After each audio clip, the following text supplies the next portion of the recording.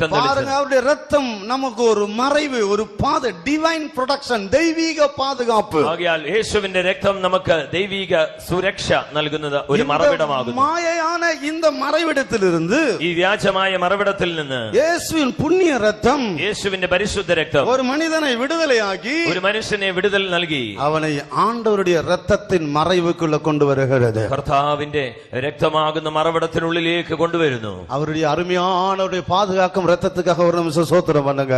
തന്റെ ഏറ്റവും ശ്രേഷ്ഠമേറിയ നമ്മെ സൂക്ഷിപ്പിന്റെ രക്തത്തിനായി ചേർന്ന് അല്പസമയം സ്തോത്രം ചെയ്യാം. സ്തോത്രം, സ്തോത്രം, സ്തോത്രം, സ്തോത്രം, സ്തോത്രം, സ്തോത്രം, സ്തോത്രം, സ്തോത്രം, സ്തോത്രം, സ്തോത്രം, സ്തോത്രം. എവളു உங்களுக்கு அது மேன்மை தெரியல. ഇതിന്റെ ശ്രേഷ്ഠത എന്താണെന്ന് നിങ്ങൾക്ക് പലർക്കും ഇതുവരെ മനസ്സിലായിട്ടില്ല. ഒരു നാൾ ഞായർ ആരാധന നടന്നിട്ട് ഇരുந்துச்சு. ഒരു ദിവസം ഞായറാഴ്ച സഭ നടക്കുകയായിരുന്നു. ഒരു പിശാച് എഴുന്നേറ്റ് சொல்லுது, ഒരു പിശാച് എഴുന്നേറ്റ് എന്ന് പറയുന്നു,